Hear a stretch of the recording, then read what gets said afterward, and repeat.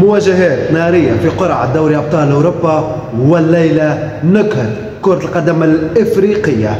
ما تنسوش جيم وابوني باش تتبعونا.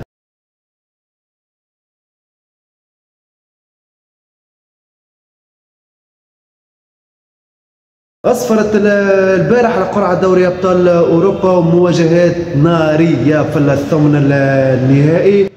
برشلونة باش يواجه نابولي الإيطالي. نابولي رغم الظروف اللي قاعد يمر بها هذا الفريق الإيطالي ماهوش كيما الموسم الفارط. نابولي يا سلام، لكن يبقى فريق كبير وفريق إيطالي من أقوى الأندية الإيطالية. برشلونة في وضع لا يحسد عليه، الأداء متذبذب في البطولة وكذلك في دور المجموعات. هزيمة في آخر مباراة ليه في دور المجموعات دوري أبطال أوروبا باش يحاول أنه ينتصر في مباراته أمام نابولي. مباراة مش باش تكون سهلة لأبناء تشافي هرنانديز بعد الوضعية الأمانة كما قلنا ليست كارثية لكن ليست ممتازة لكاتالونيا. كذلك نلقاو بايرن ميونخ في مأمورية الأسهل في المجموعات باش يواجه لازيو الإيطالي.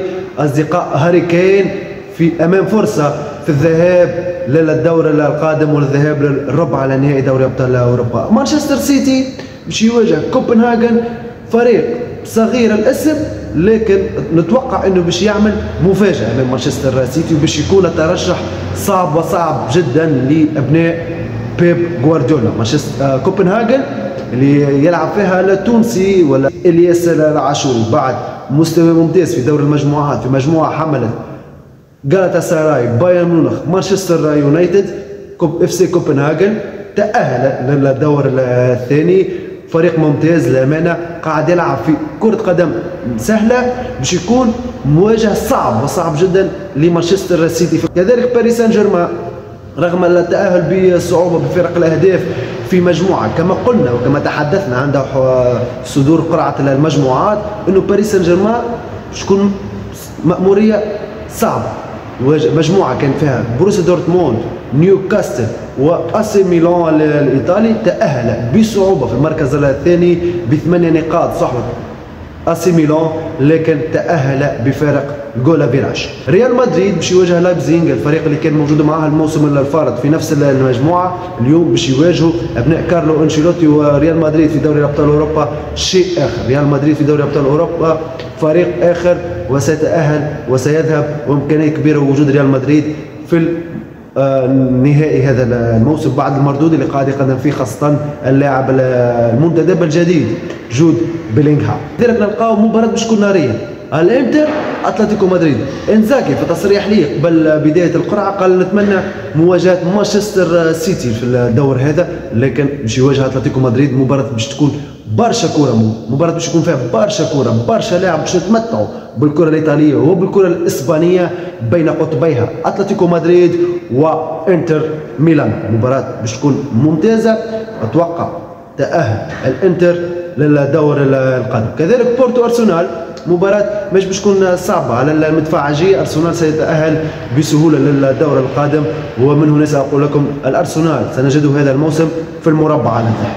بوروسيا دورتموند بعد المردود الممتاز في دور المجموعات الآن سيواجه بي اس في اندهوفن الهولندي.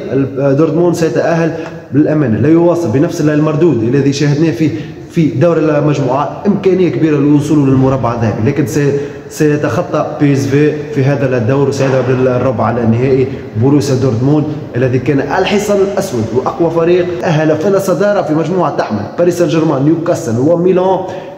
دورتموند سيكون في الربع على النهائي. معنا في قرعة دوري أبطال أوروبا اليوم ستتحول كل الأنظار إلى هنا إلى إفريقيا لمتابعة قمة المباريات. بيترو أتلتيكو ولا أنغولي.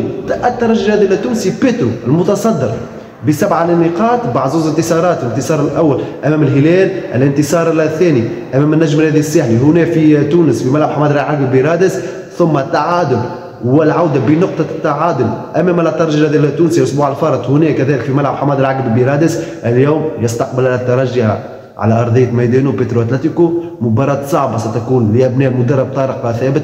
والكرتوشه الاخيره لطارق ثابت. عليه بالانتصار لامكانيه ولمواصله امكانيه تاهله للدور القادم. كذلك في الجهه المقابله في نفس المجموعه النجم النادي الساحلي الهلال السوداني لطوال ما عنده حتى فرصة أخرى سوى الانتصار في مباراة اليوم. عنده في رصيده 3 نقاط صحبة الهلال بعد هزيمة في المباراة الأولى أمام الترجي الرياضي التونسي في كلاسيكو تونس بدعم كرة القدم الأفريقية، ثم هزيمة أمام بيترو أتلتيكو بنتيجة 2-0 نفس نتيجة الترجي، ثم الانتصار على الهلال الأسبوع الفارط هنا في ملعب حماد العقبي برادس 1-0 النجم النادي الساحلي. بعد ذلك الانتصار يبعثر أوراق هذه المجموعة. انتصار اليوم لابناء المدرب عماد بن يونس ستضع نجم النادي الساحلي في ثنية أخرى وفي الطريق الصحيح. الهلال ليس بقوة الترجي، كذلك ليس بقوة بيترو أتلتيكو. الترجي انهزم في هذا الملعب 3-1 في الجولة الثانية، فكيف ستكون النجم الرياضي الساحلي؟ أتوقعها انتصار للطوال اليوم، وأتوقع الترجي سيعود بنقطة التعادل.